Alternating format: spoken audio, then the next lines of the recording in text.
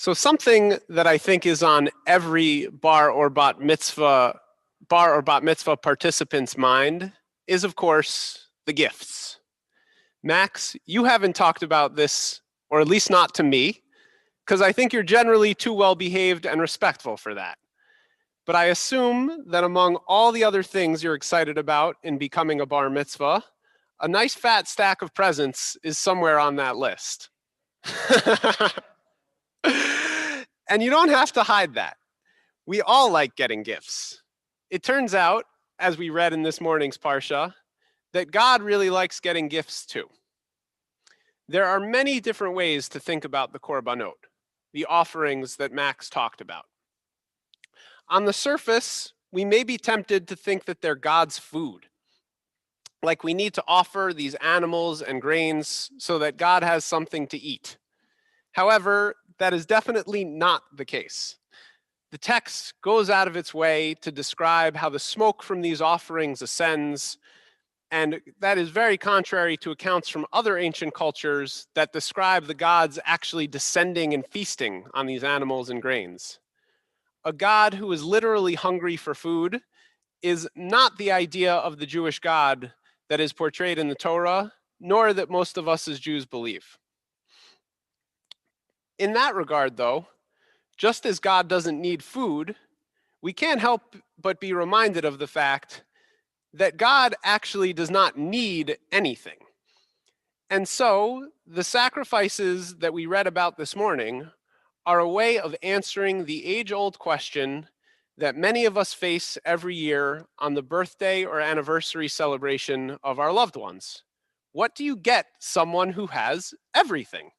In this case, an all-powerful God who very literally has everything. And the answer is, you bring what you have, whatever that is, but you bring it with a willing spirit and a glad heart.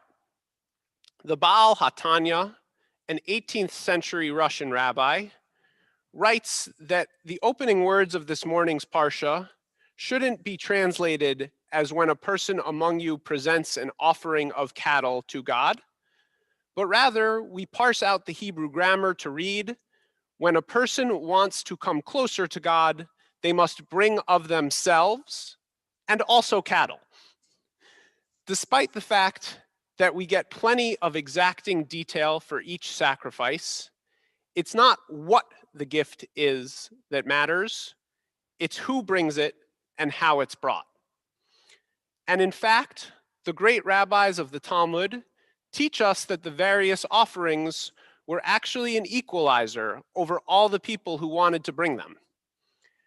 We read this morning about sacrifices ranging from large mammals to just a few handfuls of grain, the most extravagant to something everyone in society could afford, and really everything in between. And the rabbis of the Talmud teach us that even someone who offered what would otherwise be thought of as a lowly grain offering, if they offered it willingly, it is considered as if they offered sacrifices from one end of the world to the other, reminding us very clearly that it's not the gift that counts as much as the willingness to give a gift.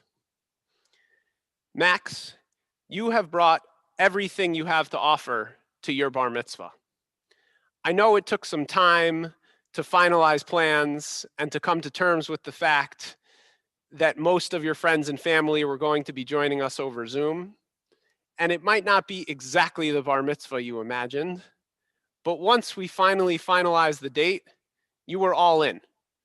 You've shown up for so many early Saturday mornings and shared with us the gift of your smile and your voice leading us in prayers.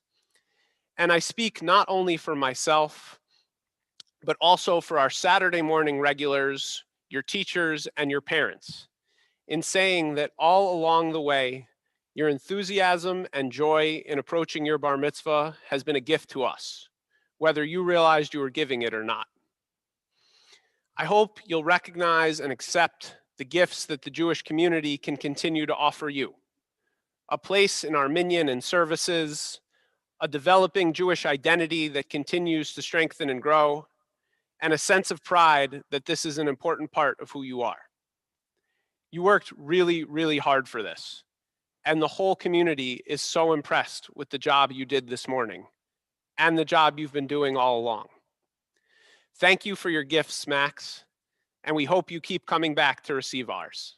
Mazel tov.